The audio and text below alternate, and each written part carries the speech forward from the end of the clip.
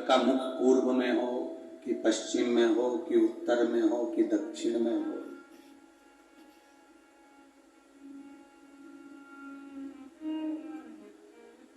घर का मुख कहीं पर भी रख लो और आखिरी में जाना तो दक्षिण में ही है,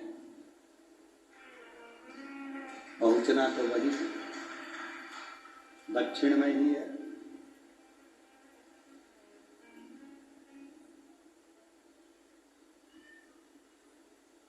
घर की दिशा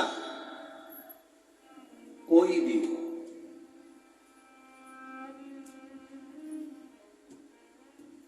उससे कोई फर्क नहीं पड़ता। घर की दिशा कहीं पर भी हो, उससे कोई फर्क नहीं पड़ता। जरूरी ये है आपकी दिशा कहाँ है, मूल वो है।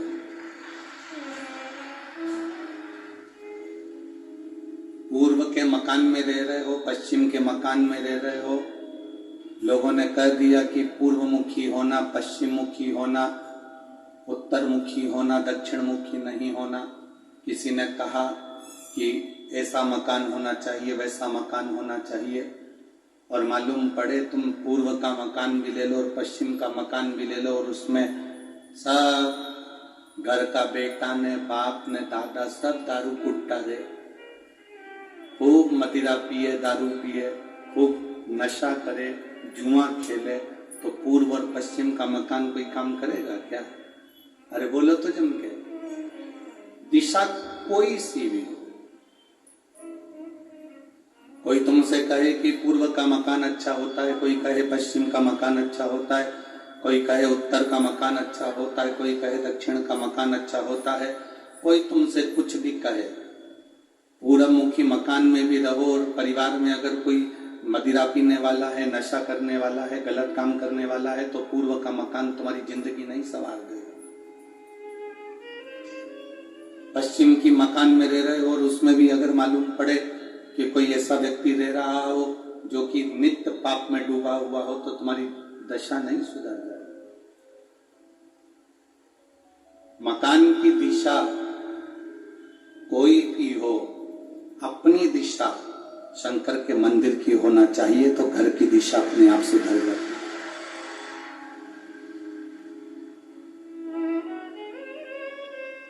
घर की दिशा कब अच्छी लगती है? जब आपकी दिशा अच्छी हो, आप व्यसन में नहीं डूबे हो, कामासक्ति में नहीं डूबे हो, चोरी निंदा में नहीं डूबे हो, किसी का बुरा करने में नहीं डूबे हो, तो घर की दिशा अच्छी है। कहीं पर भी रहे, जाई विधि राखे राम ताई विधि।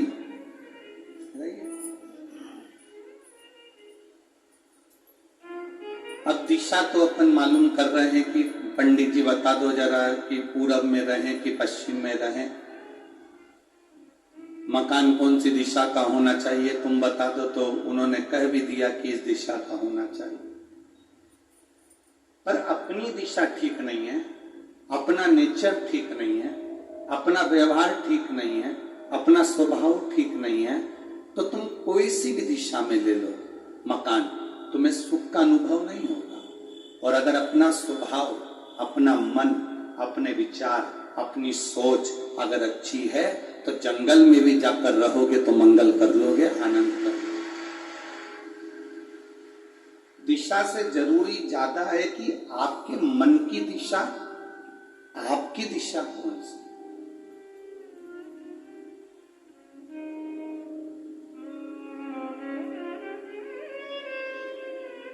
सोफा सेट और पलंग दोनों में बहुत अंतर होता है।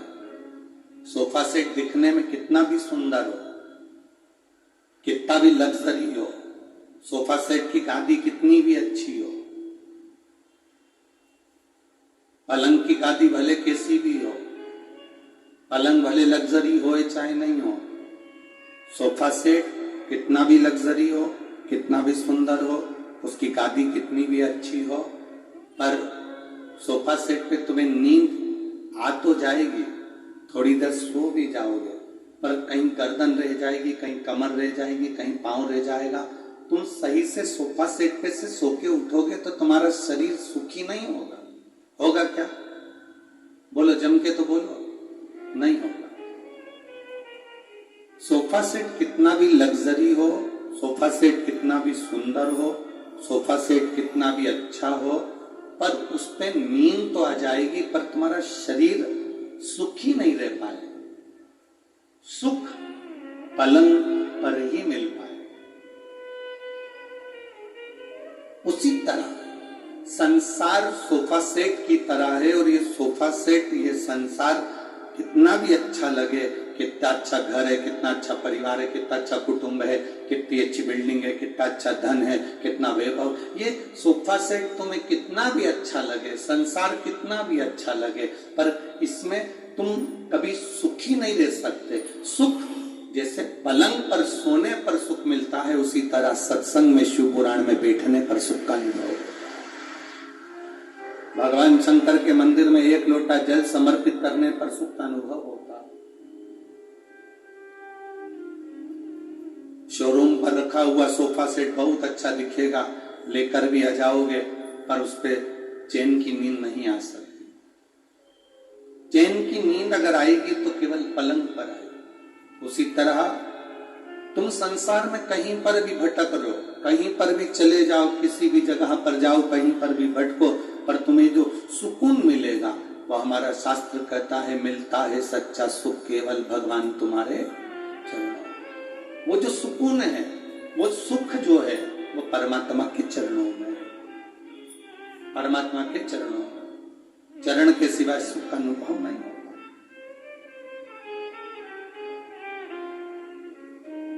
घर पर बैठना और घर पर बैठने के थोड़ी देर निकलकर भगवान शंकर के मंदिर में जाकर बैठना, दोनों में अंतर है। सुकून, शांति, सुख परमात्मा के चरणारविंद में, शरणागति में ही मिलता है।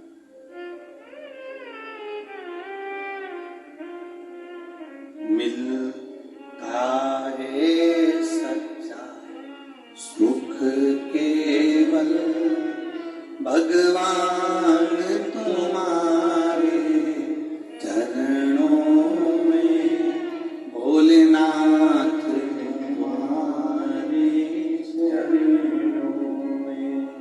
चाहे कांटों में मुझे सोना हो, चाहे दुनिया में कितना भी दुख आए, कितनी भी तकलीफ आए, कितना भी कष्ट आए, आपकी भक्ति अगर प्रबल है, आपका विश्वास अगर दृढ़ है, आप भगवान की शरणागति में अपने विश्वास को पक्का रखते हो, तो फिर आपको जंगल में भी चले जाओगे तो सुख का अनुभव होगा, और चाहे कथा में चले जाओगे तो सुख का अनुभव होगा। घर में रहोगे तो सुख का अनुभव करोगे, बाहर रहोगे तो सुख का अनुभव करोगे।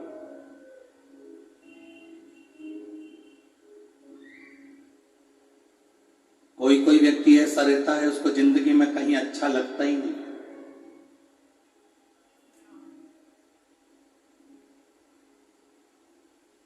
वो हमेशा जिंदगी भर रोता ही रहता है। मुझसे तो अच्छे ये किसान है, खेती करते हैं, फसल लेते हैं, आराम करते हैं। मुझसे तो अच्छा वो किराने की दुकान वाला है। कहाँ नौकरी में फंसा हूं मैं, 8-8 घंटे नौकरी देना पड़ती है, खड़े रहना पड़ता है, ड्यूटी देना पड़ती है, कहाँ मैं नौकरी में फंसा।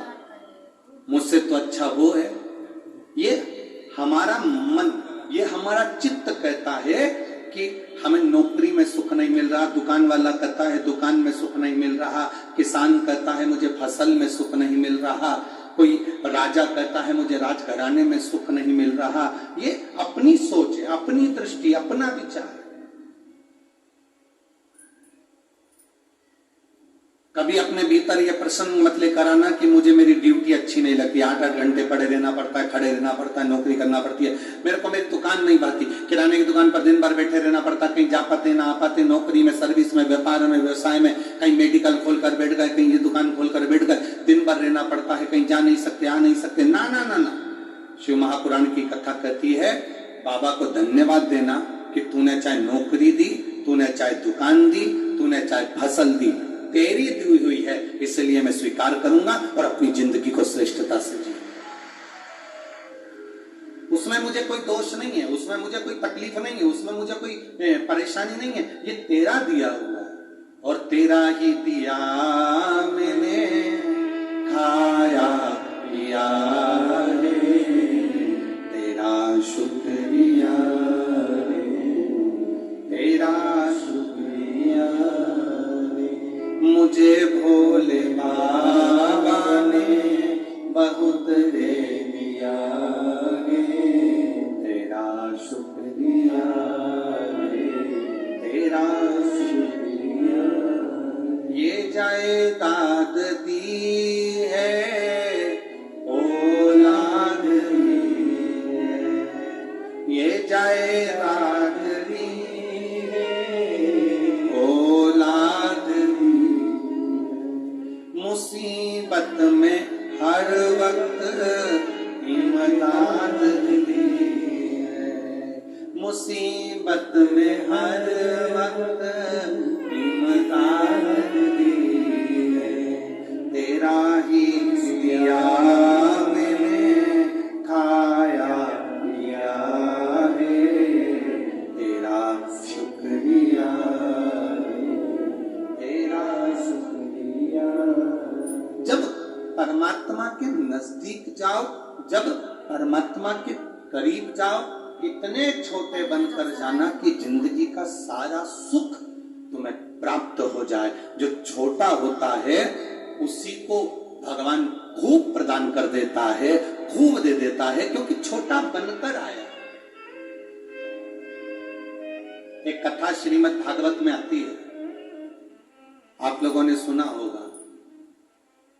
एक कथा टीवी श्रीमद् भागवत में आती है, आप लोगों ने श्रवण किया होगा। श्री वामन भगवान छत्र कमंडल लेकर 3 पग भूमि मांगने के लिए राजा बलि के पास गए थे। बड़े बनकर गए थे कि छोटे बनकर गए? जम के बोलो जरा। छोटे बनकर गए थे। जितने छोटे बनकर जाओगे उतना सुख पाओगे।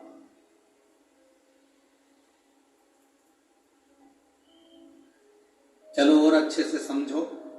एक ट्राली रेत, मकान बनाते हो तो बालू रेत लगती कि नहीं लगती? अरे बोलो तो जम के, लगती है ना। एक ट्राली बालू रेत में 5 किलो शक्कर मिला दो, ठीक है? और मिलाने के बाद में किसी अच्छे बड़े पहलवान को बुलाओ और कहो इसमें हमने 5 किलो शक्कर मिलाई, हमारी शक्कर लाके दो। 50,000 रुपए का पुरस्कार है। 5 किलो शक्कर जो इसमें मिली है वो मुझे पूरी की पूरी चाहिए। पहलवान ढूंढ देगा। चलो पहलवान को छोड़ो, तुम में से कितने लोग बैठे हैं जो 5 किलो पूरी ढूंढ के बता दे? वो एक ट्राली बालू रेत में से 5 किलो शक्कर जो मिलाई है, वो 5 किलो शक्कर पूरी की पूरी ढूंढ के कोई बता सकता है क्या? बोलो तो जम के। नहीं। हाथी को बुला लो, शेर को बुला लो, पक्षी को बुला लो, पशुओं को बुला लो, कोई शक्कर नहीं ढूंढ सकता। शक्कर अगर ढूंढ सकती है तो केवल एक चींटी ढूंढ सकती है।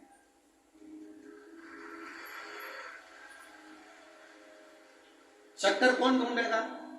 चींटी। उस ढेर पर चींटी को बिठा दो, वो एक एक दाना खींच खींच के पूरी 5 किलो शक्कर बालू रेत में से छाट कर रख देगी।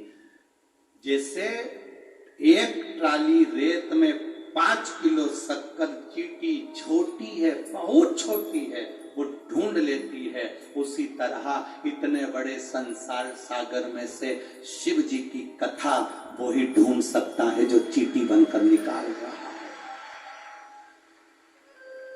बहुत छोटे बन जाओ। आपके 4-4 फार्म हाउस हो, 8-10 आपके पेट्रोल पंप हो, तुम्हारे पास में वेयर हाउस हो, तुम्हारा मकान कितना भी बड़ा हो, तुम्हारी संपदा कितनी सारी हो, तुम्हारे पास जमीन दौलत कितनी सारी हो, तुम्हारा बंगला कितना बड़ा हो, उससे कोई फर्क नहीं पड़ता। पर दुनिया के लिए सब कुछ हो सकता है, पर परमात्मा के लिए शून्य के बराबर। परमात्मा को पाने के लिए जैसे शक्कर को पाने के लिए छोटा बनना पड़ता है, परमात्मा को पाने के लिए बहुत बड़ा बनकर नहीं। हम तो भोलेनाथ जी के चरणों के दास हैं, बस उनसे जो मिल जाता है हमारी जिंदगी संवर जाती है। बहुत बड़े बनकर कुछ नहीं पा सकते। वो शक्कर को निकालने के लिए आप किसी बॉडी बिल्डर को बुला लो, जिम में जितने एक्सरसाइज करते हैं उन सारे बॉडी बिल्डरों को बुलाओ और जिम वालों से कह दो कि इसमें 5 किलो शक्कर निकाल के बताओ, एक बॉडी बिल्डर भी नहीं निकाल सकता। पहलवान को बुला लो अखाड़े में से, इसमें से 5 किलो शक्कर निकाल के बताओ, नहीं निकालेगा। अच्छे को बुला लो, 5 किलो शक्कर पूरी नहीं निकाल सकता। एक ट्राली रेत में से केवल एक चींटी ऐसी है जो धीरे धीरे कर कर वो 5 किलो शक्कर के दाने को बीन कर लेकर आ जाती है। आप जितने छोटे बन जाओगे इस संसार सागर में से, उतना सुख खींच कर अपनी जिंदगी में ला सकते हो, अपने जीवन को आनंदमय बना सकते हो जितने छोटे बनोगे। पर आज के जमाने में छोटे बनना कौन चाहता?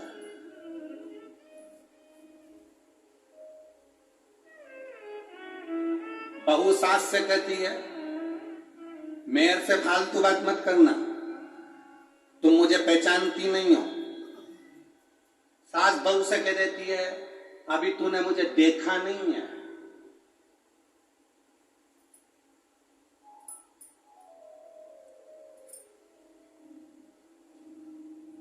फिर सास ने बहू से कह दिया देख बहू तू मेरे घर में आई है, आज तक मैंने किसी की सुनी नहीं है, मैं तेरी सुनूंगी नहीं। बहू ने भी कह दिया मैं मेरे मायके में रही तो मैंने किसी की नहीं सुनी, तो तुम्हारी सुनूंगी। सास बहू से कहती है कि मैं किसी की नहीं सुनूंगी, बहू सास से कहती है मैं किसी की नहीं सुनूंगा। बेटा बाप से कहता है मैं किसी की नहीं सुनूंगा, बाप बेटे से कहता है मैं किसी की नहीं सुनूंगा। तो फिर क्या सियोर वाला महाराज सुनेगा जब कोई नहीं सुनेगा? हम सुनना ही नहीं चाहते।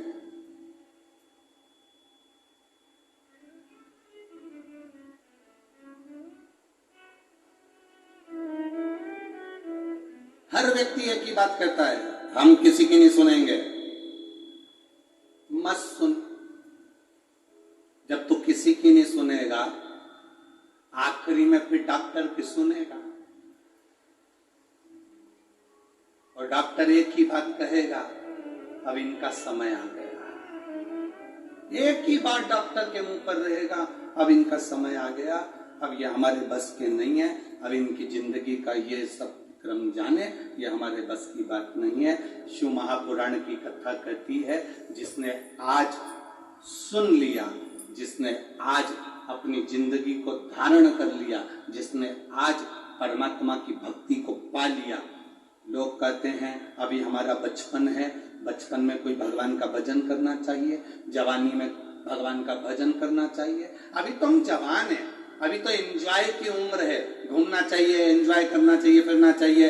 धर्म पत्नी को लेकर गोवा चले जाओ, बच्चों को लेकर यहाँ चले जाओ, वहां चले जाओ, ये तो हमारा एंजॉय का उम्र है। बचपन हमारे पढ़ने की, हमारे खेलने की, आनंद करने की उम्र है। जवानी हमारी भोग विलास की उम्र है। अधेड़ी जब एक अवस्था आती है तो ये तो हमारी कमाने की उम्र है। फिर आया बुढ़ापा, और फिर बुढ़ापे में कहा कि अब बुढ़ापा आ गया तो कहा अब भजन की उम्र है। पर शिव महापुराण की कथा कहती है हाथ थर थर थर थर कांपे, पांव से चला नहीं जाए, मुख में एक भी दांत नहीं बचे, नेत्रों से दिखाई नहीं दे, कानों से सुनाई नहीं दे, और तुम अपने छोरा से कहो मुझे कोड़िया ले जा और शिव पुराण सुना ला, तो छोरा भी कह देगा माँ तू घर में बैठी रहे, कहीं मत जा। आज की औलाद एक कुत्ता घुमाना पसंद करती है पर बुढ़ों को घुमाना पसंद नहीं करती।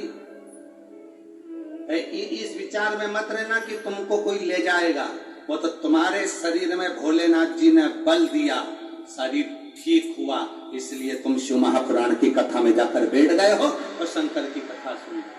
एक पत्र आया है, देखिए उस पत्र में किसी ने लिखा,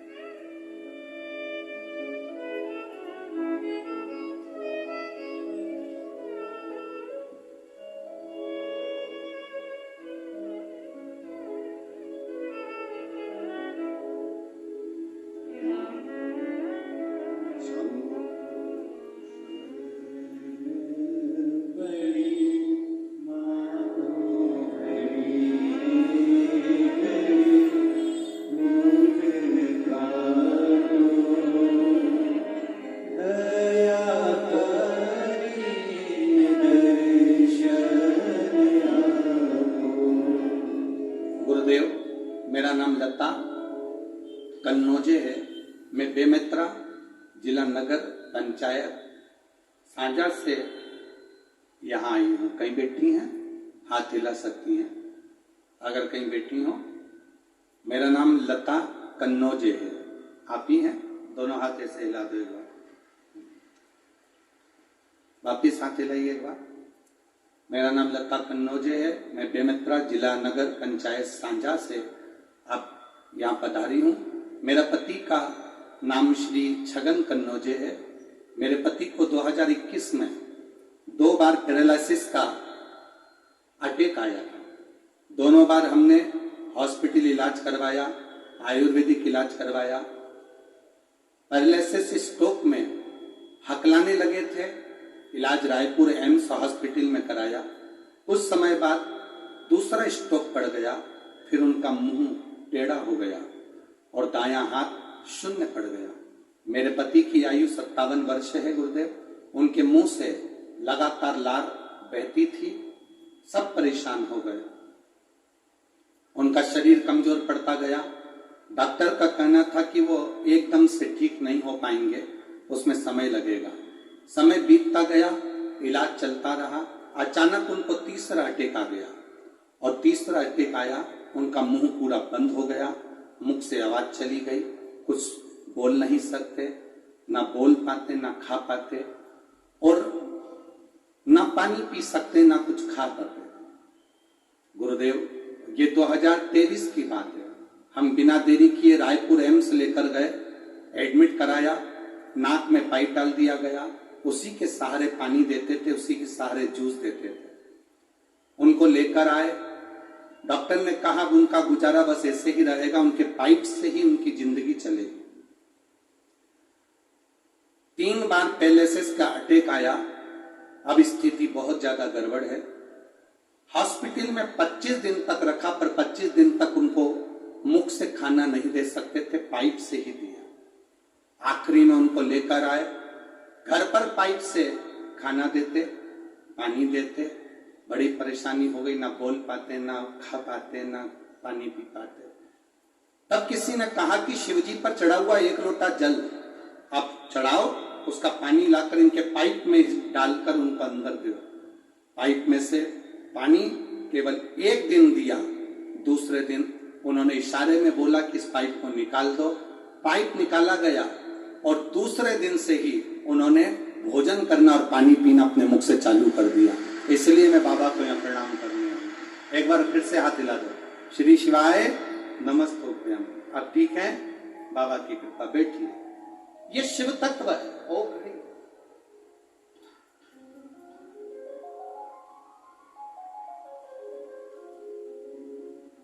शरीर में कष्ट है, शरीर में दुख है, तकलीफ है, आप उसको पा सकते। उसकी भक्ति, उसका भजन, उसका कीर्तन, श्री शिवाय नमस्तुभ्यम, आप स्मरण कर सकते। कौन आएगा आपके दुख की घड़ी में? रिश्तेदार बाहर खड़े हो जाएंगे, नातेदार, परिवार, कुटुंब, कबीला सब बाहर। केवल एक अंत समय प्रभु आना पड़ेगा, वचन दिया तो निभाना पड़ेगा। आए ना आए प्रभु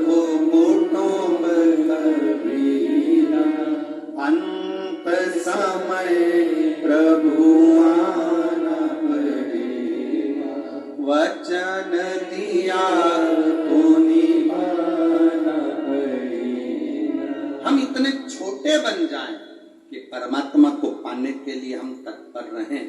जितने छोटे बनोगे, बहुत वीआईपी बनकर नहीं अपनी जिंदगी जी सकते।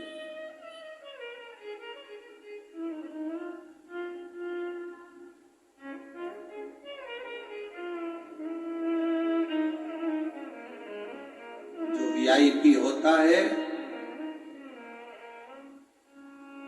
जैसे मुख्यमंत्री, प्रधानमंत्री, राष्ट्रपति, अध्यक्ष, ये सब जो वीआईपी होते हैं, इनको देखना, इनकी गाड़ी भी 50 बार चेक होती है। बोलो होती है कि नहीं होती? अरे बोलो तो हम क्या खाते हैं वो भी चेक होता है। क्या खाएंगे, बनाने वाले ने बनाया वो भी चेक होगा। मंच पर जाते हैं तो मंच चेक होता है। बोलो रे, अरे मुंह से तो बोलो, होता है ना। जिस गली में से निकलेंगे गली चेक होती है। और एक साधारण नो वीआईपी, कोई वीआईपी नहीं, उसको कोई चेक करके बता करेगा? कोई चेक? उसको कोई चेक करेगा? यहां जितने वीआईपी बैठे होंगे उनका तो पास चेक हुआ होगा।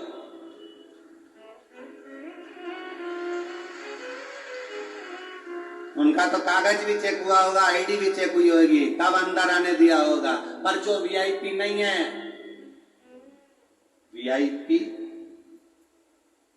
इंद्र के पास जाते हैं, नो वीआईपी महादेव के पास जाते हैं। तुम खुद, अरे तुम कहोगे श्योर वाले महाराज जी ऐसी बात करते, उठा के देखो ना, भगवान विष्णु की शादी हुई, सब वीआईपी आए। बोलो सही है कि गलत है? ब्रह्मा जी की शादी हुई, सब वीआईपी आए। इंद्रदेव की शादी हुई, सब वीआईपी आए। राम जी की शादी हुई, सब वीआईपी आए। भगवान कृष्ण की शादी हुई, सब वीआईपी आए। शंकर जी की शादी में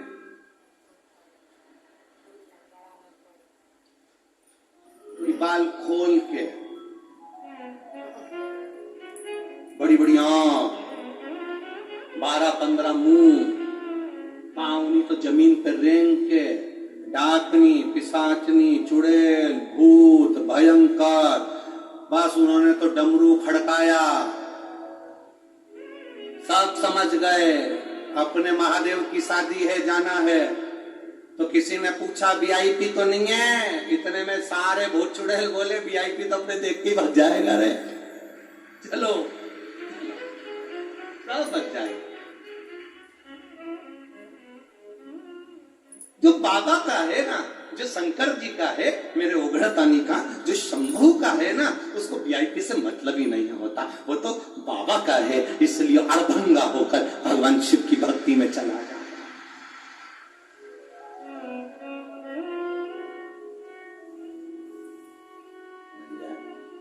यहां पर देखेंगे कि तुम वीआईपी हो, ऊपर जाने पर कोई तुमसे कहेगा,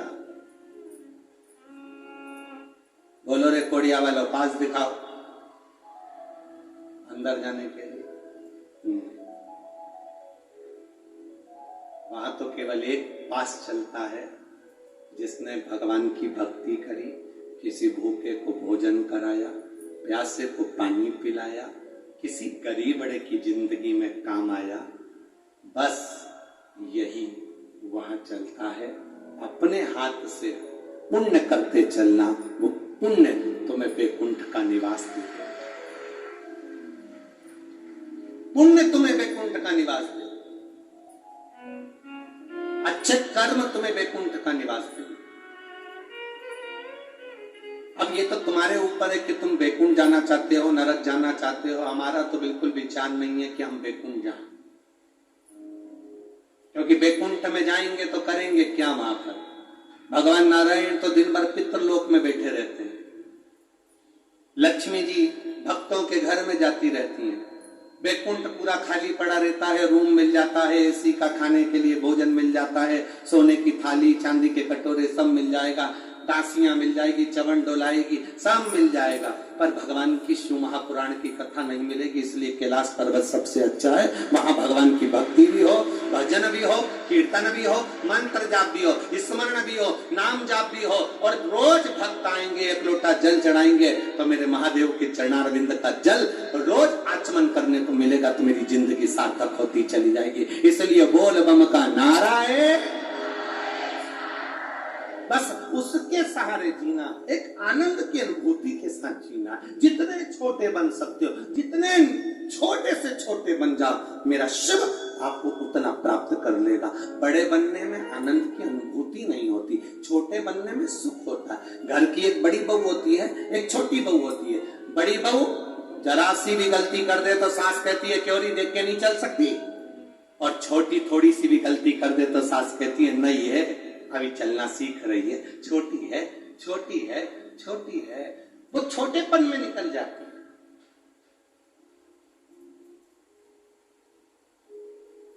घर की जो बड़ी बहू होती है उसको बड़ी मर्यादा में रहना पड़ता है।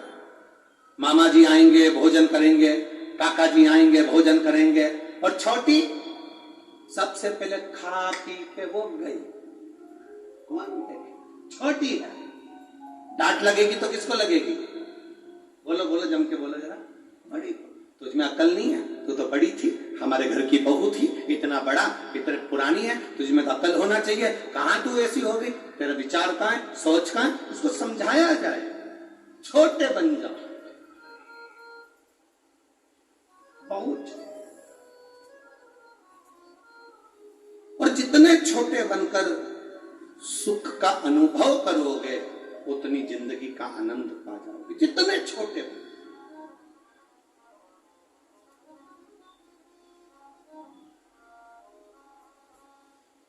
चलो और सरल भाषा में समझ लो। 15 साल के लड़के को कोई माँ यहाँ गोद में लेके बैठी है, जम के बोलो जरा। 15 साल के लड़के को कोई माँ गोद में लेके बैठी है? नहीं।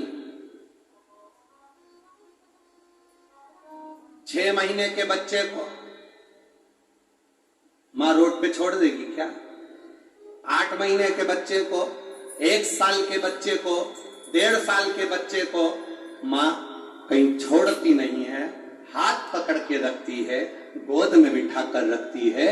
उसी तरह छोटे बच्चे को माँ अपनी गोदी में रखती है और बड़े बच्चे को माँ दूर रख लेती है। उसी तरह मेरा भोलेनाथ जो छोटे हैं उनको अपनी गोदी में रख लेते हैं, जो बड़े हैं उनको थोड़ा दूर रखते हैं।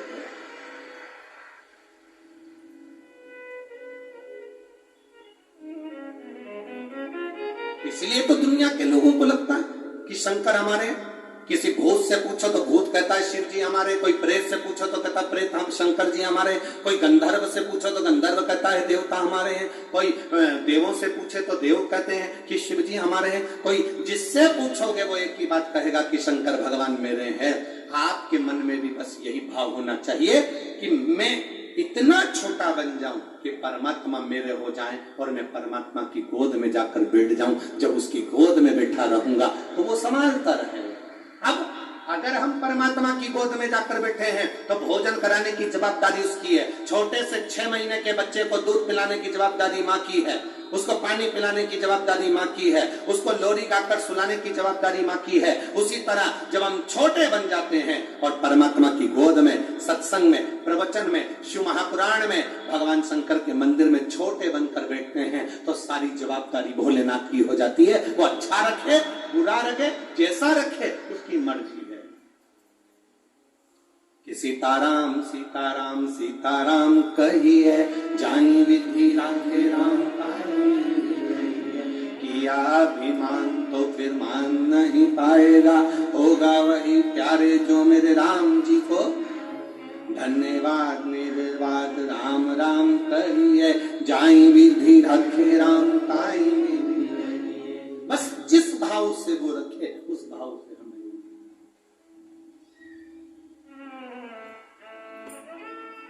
एक बार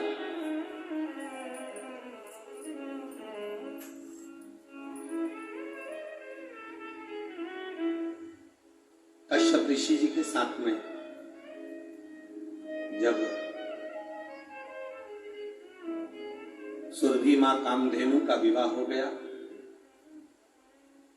चली गई। और कश्यप ऋषि के साथ में जब माता सुरभि मां कामधेनु जब गई, कश्यप बाबा के आश्रम में जब पहुंची, कश्यप ऋषि के आश्रम में जब पहुंच जाती है, तब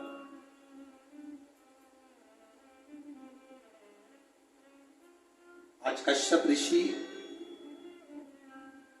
सुरभि को देख रहे हैं, और कश्यप ऋषि ने सुरभि को क्या देखा कि सुरभि गाय के पूरे शरीर में 33 कोटि देवी देवता विराज है, संपूर्ण शरीर के अंदर।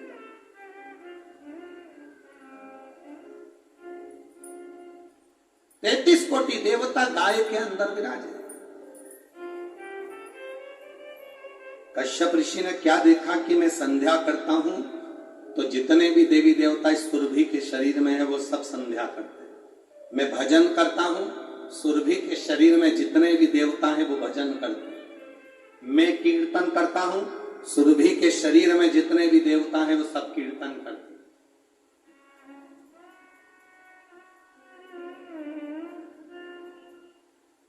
मन में भाव उत्पन्न हो गया कश्यप ऋषि के, चलो सुरभि आज इस वन क्षेत्र में हम भ्रमण करने के लिए चलते।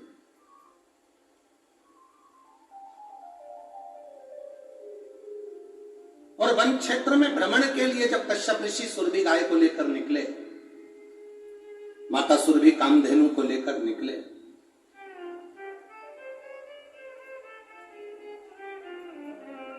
तो क्या देखा, सामने से एक सुंदर स्त्री आ रही, बड़ी सुंदर है, अति रमणीय स्त्री, बहुत सुंदर स्त्री।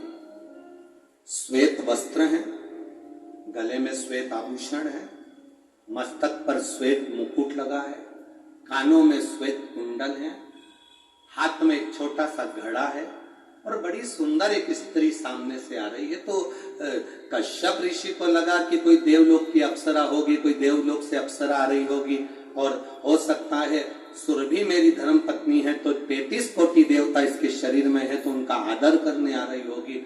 सामने से एक स्त्री को आते हुए देखकर कश्यप ऋषि एकदम आश्चर्य में पड़ गए कि इतनी सुंदर स्त्री है, और नजदीक आ रही है सुरभि के। अब कुछ देर तक तो वो सुंदर स्त्री कश्यप ऋषि के पास तक आई, और सुरभि गाय को देखकर वो स्त्री 5 मिनट के अंदर ओझल हो गई, छुप गई। 5 मिनट नहीं लगा और ओझल हो गई। अब कश्यप ऋषि को बड़ा आश्चर्य हुआ कि कौन स्त्री थी, कहां से आई थी, सामने आई और ओझल हो गई। सुरभि मैया ने देखा कि ये साधारण स्त्री नहीं थी, ये जो सामने आई थी ना, ये मृत्यु लोक को तारने वाली तरो तारण गंगा महारानी थी, जो सामने से निकल कर जा रही। गंगा है,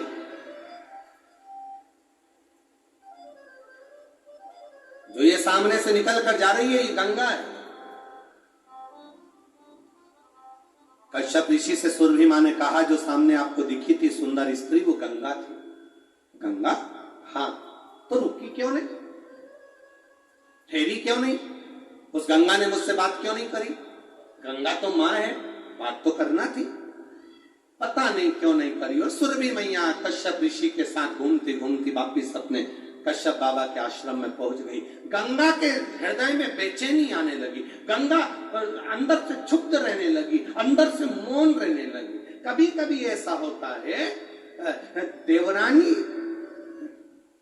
शादी कर कर जब देवर की शादी होती है और देवरानी आ जाती है, तो घर में जो जेठानी रहती है उसको ऐसा लगने लगता है कि मेरी मान, मेरा सम्मान, मेरी प्रतिष्ठा कम हो गई। सास देवरानी को ज्यादा चाहती है, सास छोटी बहू को ज्यादा चाहती है, पर निवेदन करूंगा मेरा छोटी माताओं से, छोटी देवरानी से, जेठानी से, घर की बहुओं से एक निवेदन करूंगा, कभी मत सोचना कि सास छोटी को ज्यादा चाह रही है कि बहू बड़ी को ज्यादा चाह रही है। किसी सास से पूछना तुम्हें छोटी बहू ज्यादा अच्छी लगती है कि बड़ी बहू अच्छी लगती है, सास हमेशा एक ही बात कहेगी, मैंने दोनों बेटों को बराबर का दूध पिलाया है, इसलिए मेरे बेटे बराबर हैं तो मेरी बहू में भी बराबर। और सासुओं से निवेदन है, कभी मत कहना कि बड़ी बहू अच्छी कि छोटी बहू अच्छी। बुढ़ापे आते आते किसी भी बहू से पाला पड़ सकता है, गेंद किसी के भी पाले में जा सकती है, इसलिए कभी मत बोलो कि छोटी अच्छी कि बड़ी अच्छी, हमेशा कहो मेरी दोनों बहुएं बहुत अच्छी हैं, बढ़िया। जिसकी यहाँ अच्छा खाना मिल जाए उसके यहाँ से खा लो, उसमें क्या दिक्कत।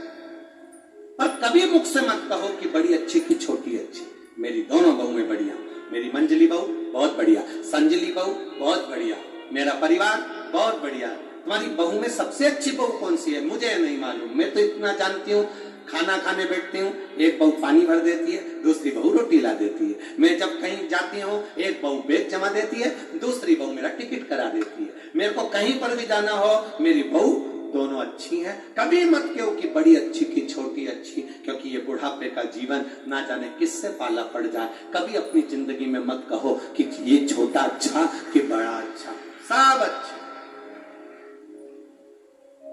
आज सबसे ज्यादा दिक्कत कहां पड़ी है?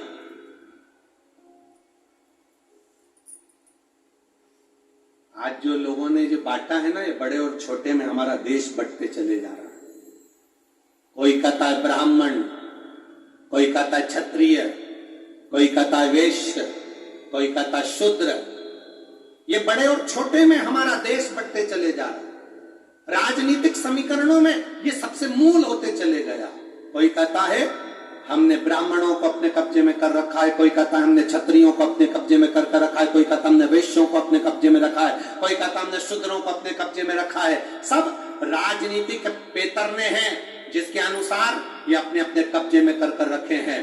पर समझने की जरूरत तुमको है, समझने की जरूरत आपको है।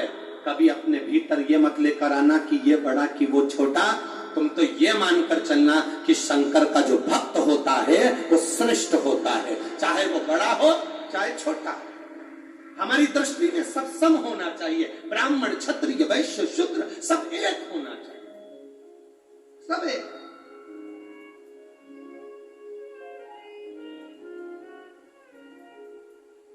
पर लोगों ने बिगाड़ दिया है साहब, ये इनको कोई सम्मान नहीं मिले, इनको सब सम्मान। ना ना ना ना ना महाराज, शिव महापुराण की कथा कहती है शंकर जी के मंदिर में ब्राह्मण भी जाता है, शंकर जी के मंदिर में क्षत्रिय भी जाता है, शंकर जी के मंदिर में वैश्य भी जाता है, शंकर जी के मंदिर में शूद्र भी जाता है, शंकर जी के मंदिर में डॉक्टर भी जाता है, शंकर जी के मंदिर में कलेक्टर भी जाता है, शंकर जी के मंदिर में मिनिस्टर भी जाता है, शंकर जी के मंदिर में कमिश्नर भी जाता है, शंकर जी के मंदिर में अगर विद्वान से विद्वान इंजीनियर भी जाता है तो शंकर जी के मंदिर में अनपढ़ भी जाता है। शंकर सबका है, सबके हृदय में निवास करता है। अगर नहीं करता होता, एक पत्र आया देखिए,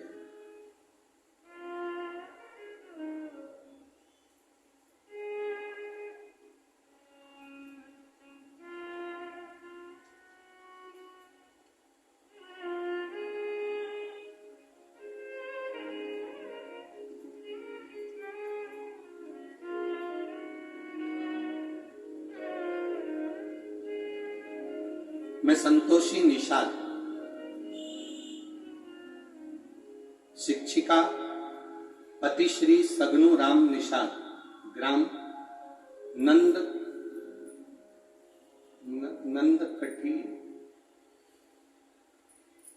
नंदकड़ी, तुम समझ गए ना, बस जिला दुर्ग। कहीं बैठी हैं? हाथ हिला दो एक बार।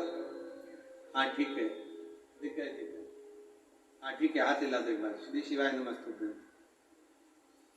मैं संतोषी निषाद, शिक्षिका पति श्री सगनू राम निषाद, ग्राम नंदकड़ी, जिला दुर्ग, निवासी हूं। मैं बाबा की भक्ति का क्या वर्णन करूं गुरुदेव। मैं खुद शिक्षिका हूं गुरुदेव। बाबा की कृपा क्या होती है यह कोई मुझसे पूछे। 2 जनवरी 2022 भिलाई में शिव महापुराण की कथा सुनी और उस दिन से आपकी कथा छत्तीसगढ़ में जहां भी होती है सुनने के लिए 1 दिन 2 दिन पहुंचती जरूर हूं। आपकी कथा में जाते हैं तो ऐसा लगता है कि हम अपने पिता के घर में अपने मायके आए हैं और भगवान शिव से मिलने के लिए आए हैं। गुरुदेव, मेरा पुत्र चमनदीप निषाद 12वीं कक्षा में पास हुआ। उसके बाद में वो नीट की तैयारी करने लगा। पहले वर्ष परीक्षा में वो सफल नहीं हुआ, क्योंकि नीट की जो परीक्षा होती है वो बड़ी कठिन परीक्षा है गुरुदेव। डॉक्टर बनने के लिए जो परीक्षा है वो बड़ी कठिन है। सफल नहीं हुआ। लोगों ने उससे कहा कि तू कोचिंग करने बाहर चले जा, यहां चले जा, वहां चले जा। पर मैंने अपने पुत्र से कहा कि तू घर में मेहनत कर और बाबा चाहेगा ना तो अब की बात परीक्षा देने जाना तो बेलपत्र की बीज की पत्ती में शहद लगाकर शिव जी को लगाकर फिर चले जाना। बेटा कहता है माँ तुम भी इन साधारण बातों पर विश्वास करती हो। मैंने कहा बेटा वो सीहोर वाला जो महाराज है ना वो बोलता है टीवी पर कथा में कि शंकर पर करा हुआ भरोसा कभी टूटता नहीं है। तू एक बार बेलपत्र चढ़ाकर तो जा। गुरुदेव, दूसरी बार परीक्षा भिलाई में दिलवाई।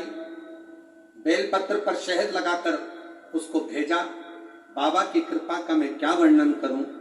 और आपने जो ऑनलाइन पूजन कराई उसकी बेलपत्र टीवी पर जो आप पूजन कराते हो सावन के महीने की शिवरात्रि पर, उसकी बेलपत्र मैंने रख ली और बेटे से कहा तू भी पूजन कर और इस बेलपत्र को रख अपने कमरे में। गुरुजी कहते हैं जिस कार्य के लिए बेलपत्र रखोगे वो कार्य सफल होगा। मेरे बेटे ने और मैंने मेरे बेटे की नीट की परीक्षा पास होने के लिए, उसको डॉक्टर बनने के लिए हमने बेलपत्र रखी और बाबा की कृपा से 15 जुलाई को हमने पूजन करी ऑनलाइन। 14 अगस्त को नीट का रिजल्ट आ गया और मेरा बेटा MBBS के लिए अंबिकापुर गवर्नमेंट कॉलेज में उसका नाम आ गया। मैं बाबा को यहाँ प्रणाम करने के लिए आई हूँ। शिव तत्व की प्राप्ति है। बैठिए बहन, हर हर महादेव, बधाई, आप बहुत बहुत बधाई। शिव तत्व की प्राप्ति इसी को कर। एक पत्र और बड़ा सुंदर है, देखिए। मेरा नाम दक्षी साहू है और मैं कोहका भिलाई जिला दुर्ग छत्तीसगढ़ की रहने वाली। कहीं बैठी हैं तो हाथ हिला सकती हैं। दक्षी साहू आप ही हैं। आपको बधाई बाबू, बहुत बहुत। मेरा नाम दक्षी साहू है, उम्र 20 वर्ष है। मैं कोहका भिलाई जिला दुर्ग छत्तीसगढ़ की रहने वाली हूँ। मेरे पिता श्री भगत सिंह साहू और माता का नाम योगेश्वरी साहू है गुरुदेव। मैंने 10th क्लास से ही मेरा सपना था कि मैं डॉक्टर बनूं। 12th पास किया, नीट का एग्जाम देने के लिए आतुर हुई, लेकिन कुछ हाथ नहीं लगा। मैंने पहला नीट का एग्जाम 2020 में दिया था जो क्लियर नहीं हुआ। फिर मैंने 2021 में दिया, उसमें भी मेरा क्लियर नहीं हुआ। तब उसके बाद मैंने सोचा बाबा अब मैं करूं क्या। तब मेरी माता और मेरे पिता ने कहा कि शंकर के मंदिर जाया करो, 1 लोटा जल चढ़ाया करो और जिस समय एग्जाम देने जाना तो बेलपत्री पर शहद लगा कर जाना। बस गुरुदेव, 2022 का एग्जाम आया और मैंने शिव जी को जल चढ़ाना प्रारंभ करा। बाबा का मैं क्या गुणगान करूं। मेरे घर के लोगों ने पशुपतिनाथ का व्रत किया, मैंने एग्जाम दिया, बेलपत्र लगाई और बाबा की कृपा से मैं नीट एग्जाम में पास हो गई। और 2023 में मैं BMSS के लिए गवर्नमेंट आयुर्वेदिक कॉलेज में रायपुर में मेरा चयन हो गया। मैं बाबा को यहाँ प्रणाम करने के लिए आई हूँ। बधाई आपको बाबू, डॉक्टर बनने के लिए बहुत बहुत साधुवाद। शिव तत्व इसी को कहा। शंकर ओघड़ी है। दुनिया के लोग हंसते हैं बेलपत्री पर शहद लगाने से कुछ होता है। दुनिया के लोग हंसते हैं दुर्वा चढ़ाने से कुछ होता है। दुनिया के लोग हंसते हैं जल चढ़ाने से कुछ होता है। इन पत्रों में एक पत्र ऐसा भी रखा है जिसकी लीवर और किडनी दोनों डैमेज हो चुकी थी। डॉक्टर ऑपरेशन के रूम में ले जाने वाला था 4 दिन बाद, और उसका लीवर और किडनी सब डैमेज हो चुकी थी। उसका पत्र रखा, पढ़ूंगा बाद में। पूरी डैमेज, और लीवर और किडनी बेकार हो गई, और ऑपरेशन की तैयारी हो रही है। और उसको किसी सिस्टर ने, नर्स ने आकर कह दिया, तुम्हारे परिवार वालों से कहो कि शंकर जी पे 1 लोटा जल चढ़ाकर उसका पानी तुमको ला दे, या सीहोर भेज दो। 4 दिन है, कुबेरेश्वर धाम से रुद्राक्ष लिया है, पानी में गलाए, शिव जी को चढ़ाकर तुम्हें पिलाए। उसका पत्र है इसमें, जिसने लिखा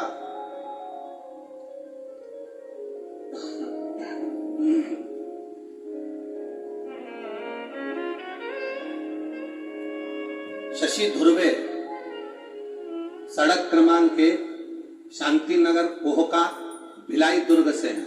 कहीं बैठी हो, हाथ हिला सकती हूँ।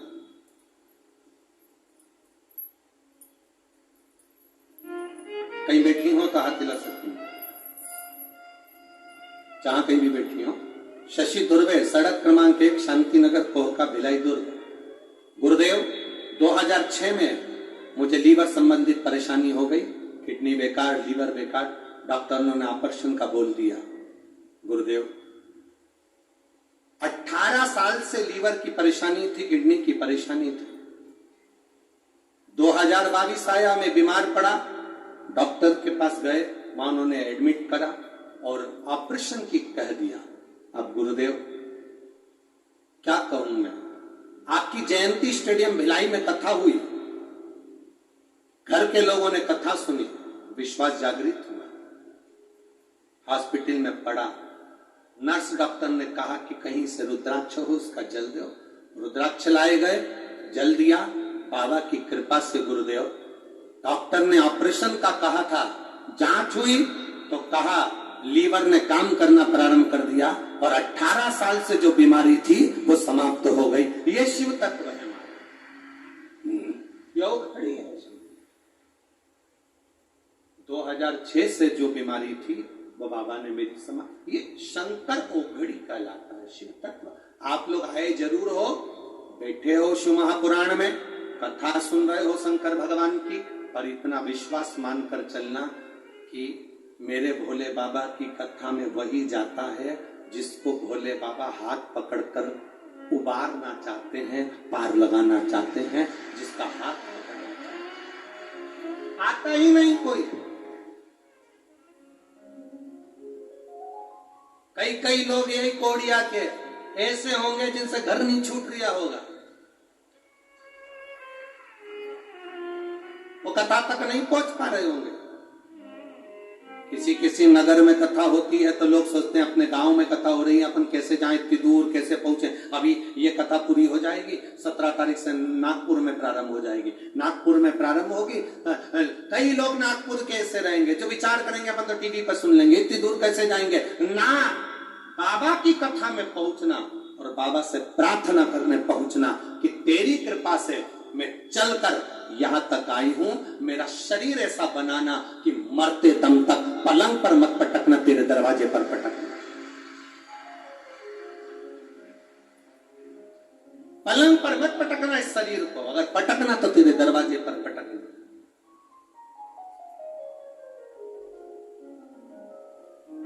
कई लोग ऐसे होंगे, कौड़िया गांव के ही होंगे, सोच रहे होंगे जाएंगे जाएंगे जाएंगे जाएंगे, मालूम पड़े ऊपर जाएंगे। अब हम कहां कथा में पहुंचे।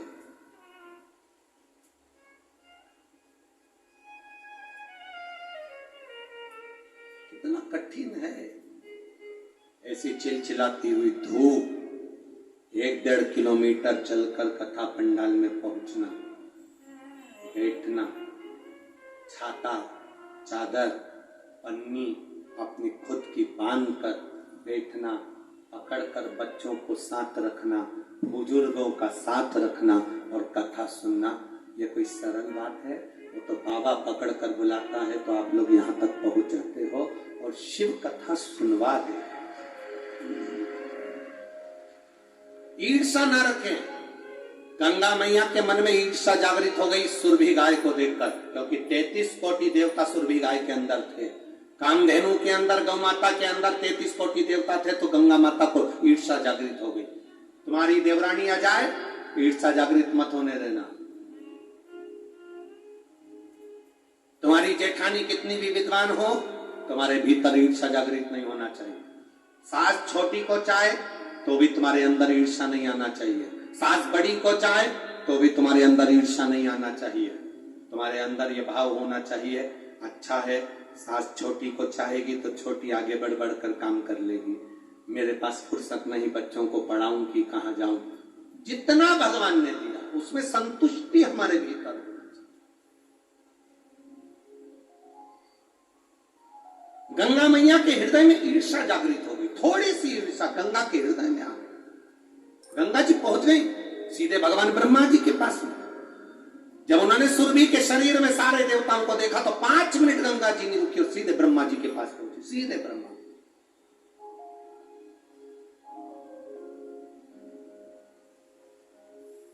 किसी को बढ़ता हुआ देखो, किसी के यहां गाड़ी आते हुए देखो, किसी का बंगला बनते हुए देखो, तो खुश होना कि बाबा ने इनको बंगला दिया, बाबा ने इनको गाड़ी दी, बाबा ने इनको ऐसा बनाया। कल से हमारे घर में अगर दुख आएगा, गाड़ी की जरूरत पड़ेगी तो पड़ोसी की गाड़ी कम से कम काम तो आ जाएगी, ये खुश होना। कभी सियोर वाले महाराज हमारे यहाँ कथा करने आएंगे तो कम से कम उनके लड़के, उनके संगीत वाले, उनके ब्राह्मण कम से कम हमारे घर में ठहर तो जाएंगे। जितनी देर ठहरेंगे उतनी देर भगवान का ही तो भजन करेंगे। थोड़े बहुत हो सकता है बर्तन झूठे इधर उधर पटक दे, पर वो झूठा, अगर भजन करने वाले का मुख का पात्र भी झूठा घर में अगर गिर भी जाए तो खुश होना कि भजन के मुख लगे हुए पात्र का जल जमीन पर गिरा, उसका सुख क्या मिलेगा ये जिंदगी भर नहीं सोच पाओगे। और कई ऐसे होते हैं कि भगा भी देते हैं।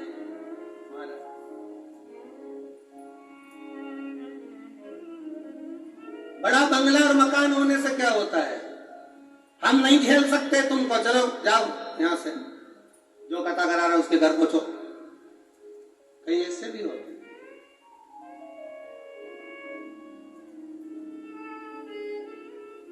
अरे मत बुरे कर्म कर वरना पछताएगा, भगवान की आंखों से दूर बच नहीं पाएगा, ओ बच नहीं पाएगा। ये बंगला, ये गाड़ी, ये जमीन, ये जायदाद, ये फर्श, ये मकान सब धरा की धरा रह जाए। 7 दिन कथा हुई, कथा कर कर हम तो ये चल दिए। आप लोगों ने जिस भाव से कराई बाबा आपके भंडार भर दिए, जिसने जिस भाव से सुनी बाबा ने उसको उस भाव से दे दिया।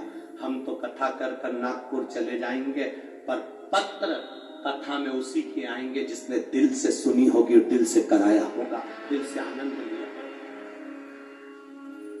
इन पत्रों के अंदर तुम्हारा स्वभाव, तुम्हारा भाव, तुम्हारा आनंद, शिव भक्ति छुपी हुई। ईर्षा से कुछ नहीं। गाड़ी आए भगवान से कहना भगवान ऐसी कृपा करना, हमारे पड़ोसी की यहाँ गाड़ी आई ना, भगवान की कृपा हो जाए। पड़ोसी का मकान बड़ा बन जाए, अगली बार आए तो ब्राह्मण देवता यहीं ठहरे, भगवान का भजन यहीं हो, कीर्तन यहीं हो, संकीर्तन यहीं हो। ऐसी कृपा करना बाबा। मकान देना तो ऐसा देना कि 4 लोग मेरे मकान में आते रहे। घर देना तो ऐसा देना कि मेरे घर में मेरे मेहमान आते रहे। अतिथि देवो, भगवान ऐसे देना कि लोग आते रहे। आज पूरे कौड़िया गांव के छोटे छोटे घरों में भी लोग रह रहे हैं। आज पूरे कौड़िया गांव का घर पूरा पवित्र हो गया इन मेहमानों के आने से। आज तक इस गांव के अंदर ये 5-5, 10-10 लाख लोग, आज तक इस गांव के अंदर इतने लोग, इतने भक्त आज तक नहीं आए होंगे।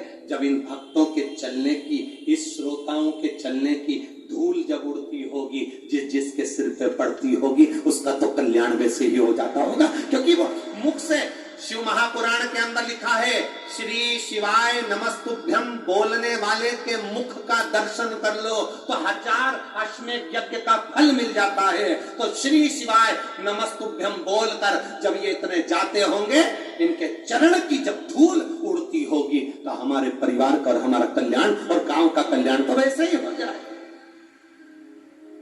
शिव तत्व की प्राप्ति हो, भगवान शंकर के भजन की प्राप्ति हो। हमसे लोग पूछते हैं, तुम्हारे कुबेरेश्वर धाम में शंकर जी बैठे नहीं है, तुम्हारे कुबेरेश्वर धाम में मंदिर में प्राण प्रतिष्ठा हुई नहीं है, तुम्हारे कुबेरेश्वर धाम में ऐसा क्या है कि दुनिया के लोग आते हैं और उनका बेग बंद की बंद रहता है और 3 महीने में वापिस कुबेरेश्वर धाम पहुंच जाते हैं। भगवान उनकी झोली भर देता है 3 महीने के अंदर। आखिर में है क्या?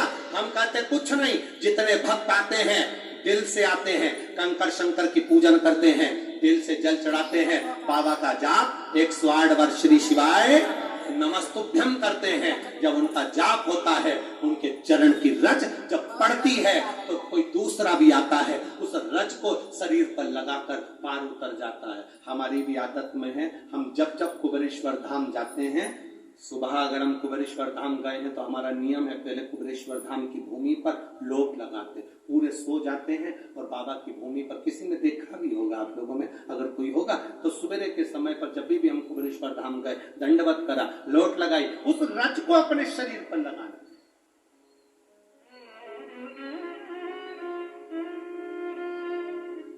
उस रज को अपने भीतर उतारना। साधारण है। गंगा मैया के भीतर ईर्षा जागृत हो गई कि ये मुख्य कैसे हो गई। कई लोगों के मन में ईर्षा जागृत हो जाती, गाड़ी क्यों आई, बंगला क्यों बन गया, जमीन कैसे आ गई, ये कैसे हो गया। ना ना ना ना, आग लगे बस्ती में, जम के बोलो जरा अपन रहो मस्ती में। क्या किसको रोई है, चादर तान के सोई है। अपने को क्या करना कि क्या हो रहा।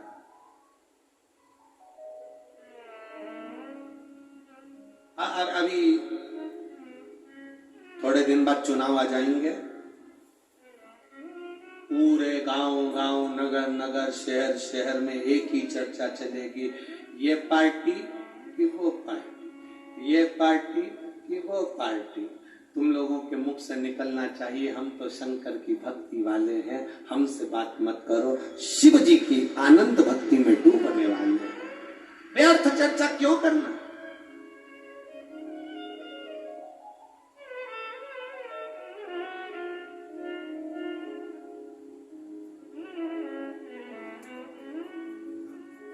ये जो झंडा ले लेके चलते हैं, जय, वो चिल्लाते हैं भैया जी संघर्ष करो। अरे जम के तो बोलो, हम तुम्हारे साथ हैं। अगर तुम सब साथ होते तो संघर्ष की जरूरत ही काहे को पड़ती। एक तरफ तो कह रहा भैया जी संघर्ष करो, हम तुम्हारे साथ हैं। जब तुम इतने हमारे साथ होते तो संघर्ष करना ही क्या था। बोलते ही नहीं कि संघर्ष करो, काहे का संघर्ष, हमें तो टेंशन मत लो, परंतु आवाज लगा रहे भैया जी संघर्ष करो, हम तुम्हारे साथ हैं। मतलब पक्का जितने बोल रहे हैं वो एक भी इसके साथ पक्का। ये चाहते हैं कि तुम संघर्ष करो, हम कुछ नहीं करेंगे। अरे भगवान की भक्ति करो रे दादा, सबके हाथ जोड़ोगे तो 5 साल के लिए कुर्सी मिलती है, परमात्मा के हाथ जोड़ोगे तो जिंदगी भर का सुख मिल जाता है। भगवान की अविरल भक्ति में जो सुख है वो सुख कहीं नहीं, भगवान के भजन में जो सुख है वो सुख कहीं नहीं, भक्ति में जो सुख होगा वो सुख कहां मिलेगा।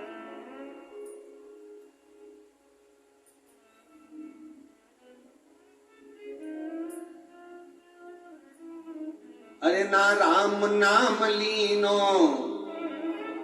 तूने भरी जवानी में, तू डूब के मर जा रे चुल्लू भर पानी में। ना राम नाम लीनो तूने भरी जवानी में, पूरी जवानी जवानी तो तूने सजने में निकाल दी,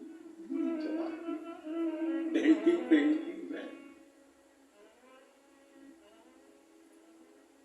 ना राम नाम लीनो तूने भरी जवानी में, तू डूब के मर जा रे चुल्लू।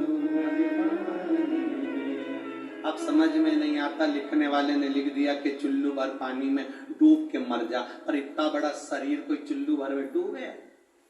इसको तो नदी चाहिए, तालाब चाहिए, तब तो डूबे। पर शिव महापुराण की कथा कहती है जो भगवान का भजन नहीं करता, मनुष्य का शरीर पाने के बाद भी जो कवि शंकर को एक लोटा जल नहीं चढ़ाता, वो मनुष्य नहीं होता, कीड़ा के बराबर है। और कीड़ा चुल्लू भर पानी में डूब के मर सकता।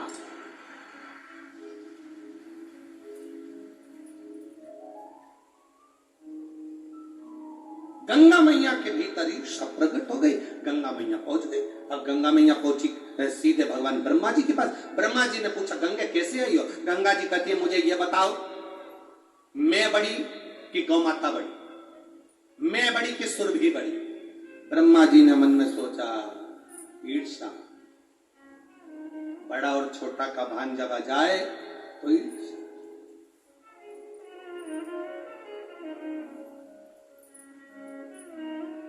संत, साधु, गुरु, भगवान, माता, पिता कभी बड़े और छोटे होते हैं क्या?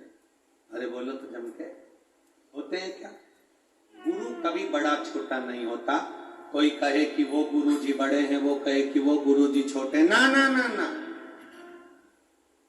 कोई कहे माता पिता में माँ बड़ी की पिता बड़ा, ना, दोनों बड़े। गुरु कोई भी हो सब बड़े, संत कोई भी हो सब बड़े, सब बड़े।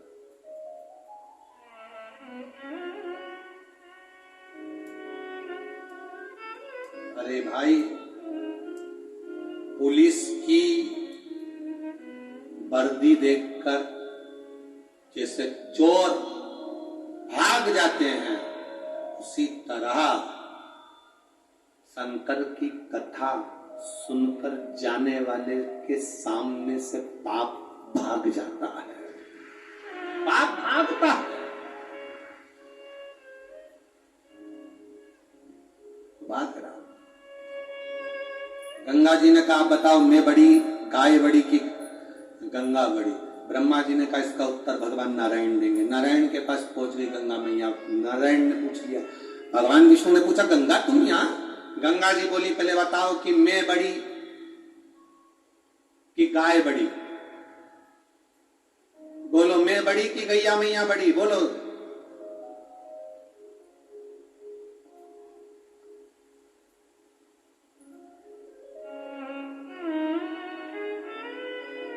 कौन बड़ा है? बताओ जल्दी से। अब भगवान आप लोगों से कोई पूछ ले, जैसे गंगा जी ने भगवान विष्णु से पूछा कि मैं बड़ी कि गैया बड़ी? चलो बोलो रे छत्तीसगढ़ वाले, गंगा बड़ी कि गाय बड़ी? गाय बड़ी। बहुत सुंदर बोले थे, तुमको नजर नहीं लग जाए? बिल्कुल सही बात है, एकदम सत्य, बिल्कुल सही है। बस यही सोच सही है। गंगा कह रही कि मैं बड़ी कि गाय बड़ी? भगवान नारायण ने कहा सुनो गंगा, तुम भी तारने वाली हो और वो गाय भी तारने वाली है, दोनों बराबर, दोनों बड़ी। नहीं नहीं नहीं नहीं, इस निर्णय पर नहीं जाऊंगी मैं।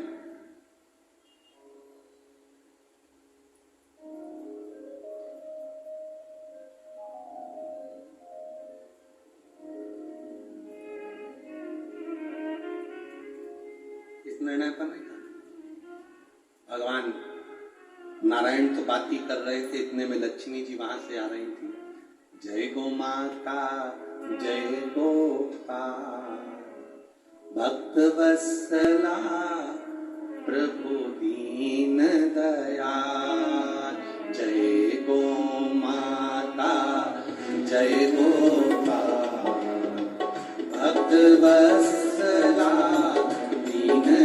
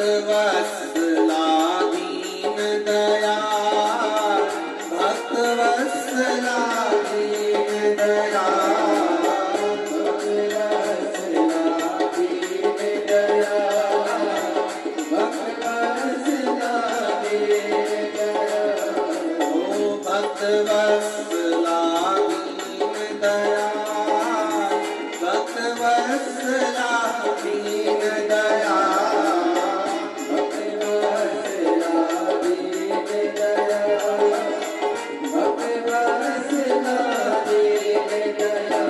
ओ जय गौ माता जय गोपाल, भक्त वत्सला दीन दयाल, जय गौ माता जय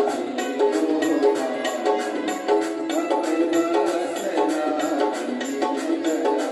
बोलो जय गौ माता जय गोपाल, भक्त वत्सला दीन दयाल, जय गौ माता जय गोपाल, भक्त वत्सला दीन दयाल, जय गौ माता जय गोपाल, भक्त वत्सला दीन दयाल, ओ जय गौ माता जय गोपाल,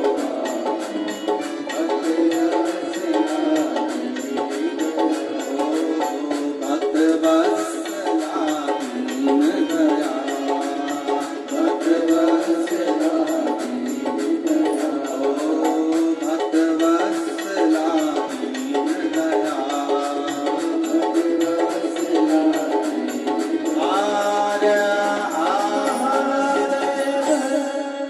अपने स्थान पर बैठकर भगवान देवाधिदेव महादेव से अपने मन की बात बड़े भाव के साथ कहिए। बोल बम का नारा है। जहां जगह मिले, पेड़ के नीचे बैठे हो तो पेड़ के नीचे, दुकानों में बैठे हो तो दुकानों में, बाहर बैठे हो तो बाहर, अंदर बैठे हो तो अंदर, जहां मौका मिले वहां बैठकर भगवान देवाधिदेव महादेव से अपने हृदय की बात भाव के साथ बाबा को दिल से कहिए। 16 श्राद्ध हैं, श्राद्ध पक्ष है। जिन श्राद्ध पक्ष में पितृ मृत्यु लोक पर आते हैं, जिस श्राद्ध पक्ष में मेरे देवाधिदेव महादेव भक्तों के दुख मिटाने के लिए, पितरों के लिए प्रत्येक जीव के घर जाते हैं, ऐसे शिव महापुराण की कथा में आपको बाबा से विनय करने का मौका मिला है। जहां जगह मिले वहां बैठकर बाबा से प्रार्थना करिए। जिनको आता है साथ में बोलेंगे, भाव से बोलेंगे। जब हम बोलें बाबा दुख काटने का, तब आप भी बोलिए और बाबा से बाद में अपने हृदय की बात अवश्य करें। श्री शिवाय नमस्तु, श्री शिवाय नमस्तु, श्री शिवाय नमस्तु, श्री शिवाय नमस्तु, श्री शिवाय नमस्तु। भोला सब दुख काटो, ओ भोला सब दुख काटो, शिव शंकर जपो तेरी माला, भोले बाबा जपो तेरी माला, भोला सब दुख काटो मारा, ओ भोला सब दुख काटो मारा। वेश है मंगलकारी,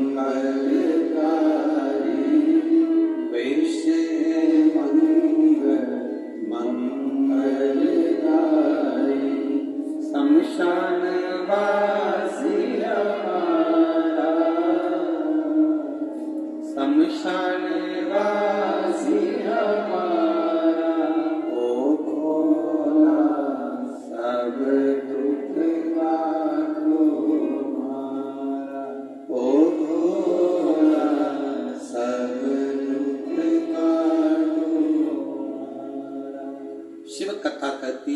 गंगा मैया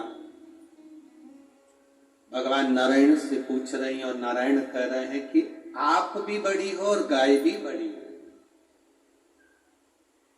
गौ माता भी बड़ी है और गंगा भी बड़ी है।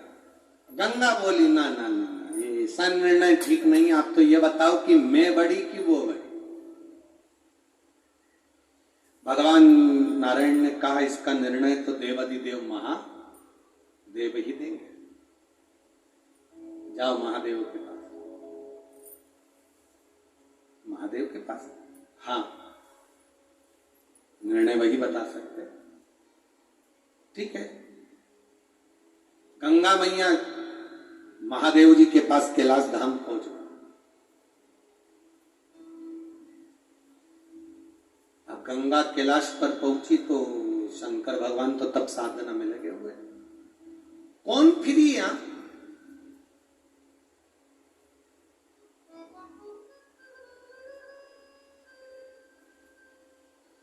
एक किसी महिला ने पत्र लिखा है,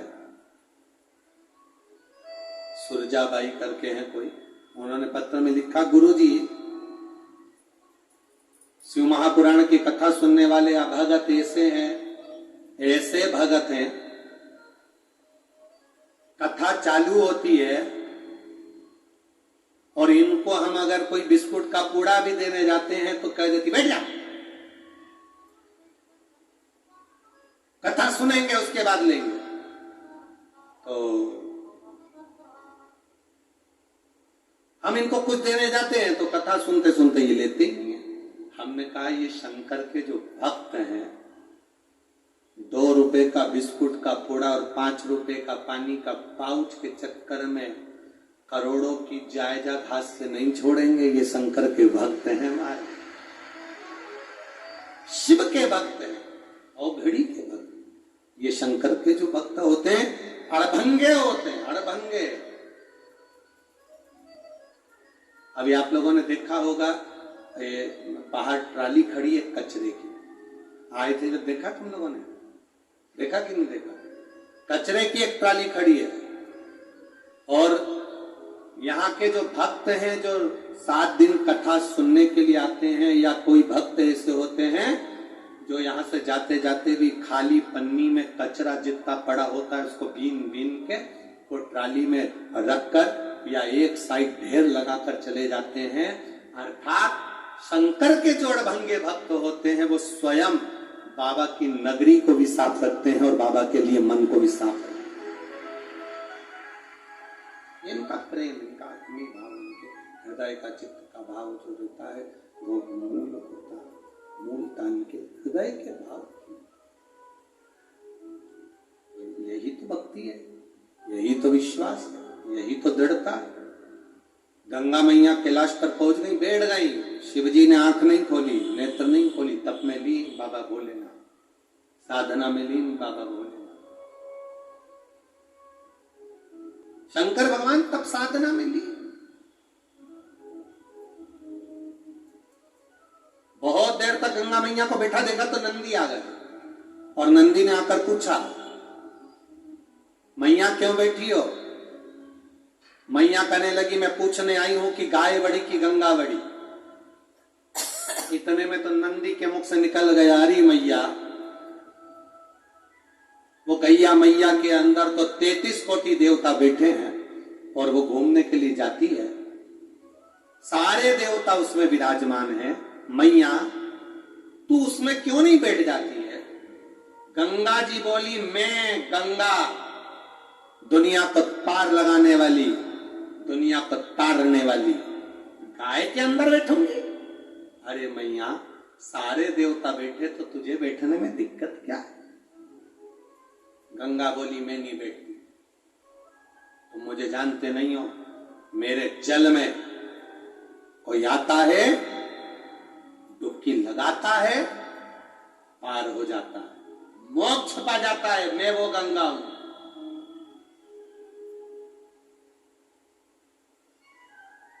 शिव जी नेत्र बंद करके मुस्कुरा रहे थे क्योंकि बाबा को मालूम था इसको ईर्ष्या हो गई थी।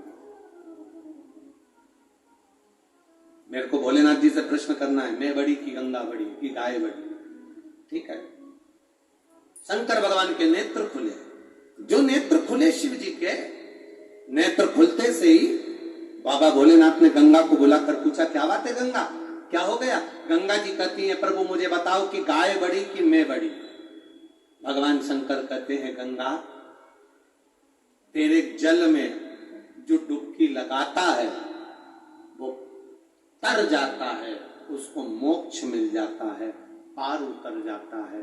गंगा तेरे घाट पर दुनिया के लोगों को डुबकी लगाने जाना पड़ता है, पर गौ माता एक ऐसी है जो खुद हमारे दरवाजे पर आती है, उसका केवल दर्शन कर लिया जाता है तो मोक्ष मिल जाता है।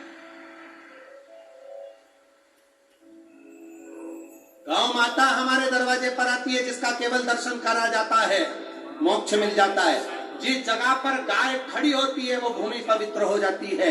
जिस जगह गाय रोटी खाती है उस भूमि को वो शुद्ध कर जाती है। गाय दरवाजे पर खड़ी रहती है तो घर की नेगेटिव ऊर्जा को खींच कर ले जाकर पॉजिटिव ऊर्जा दे देती है। 33 कोटि देवता गौ माता के अंदर है तो उसकी श्वास में से वो रसतत्व को प्रदान कर देती है। गाय का गोबर जिसके दरवाजे पर गिरता है उस दरवाजे के वो संकट को हर लेती है। गाय की लाल जिसके ओटले पर टपकती है उस घर के दुख को गाय खींच लेती है, वो गौ माता है। गंगा ने कहा, प्रभु मतलब गाय माता प्रबल है? भगवान कहते हैं, तेरे घाट पर लोगों को आना पड़ता है और गाय दुनिया को तारने के लिए रोड पर चलती हुई निकल कर जाती है। गंगा जी कहती हैं, मुझे भी गाय में बैठना है। शंकर भगवान कहते हैं, गाय के अंदर बैठना है तो गाय का तो पूरा शरीर भरा पड़ा हुआ है, कोई जगह खाली नहीं। गंगा कहती है, प्रभु आप बिठाओगे तो मैं बैठ जाऊंगी। गंगा केवल गाय का मूत्र अकेला बचा है, अगर गौमूत्र में तू बैठे तो समझ ले कि तू तर गई। गंगा ने कहा, प्रभु मैं गाय के मूत्र के अंदर विराजमान हो जाती हूँ। तो भगवान शंकर ने कहा, अपने घर को पवित्र करने के लिए अगर गंगा का जल ना मिले तो गोमूत्र लेकर भी अगर छीटोगे तो गंगा और गाय का मूत्र ही शुद्धता प्रदान कर देता है।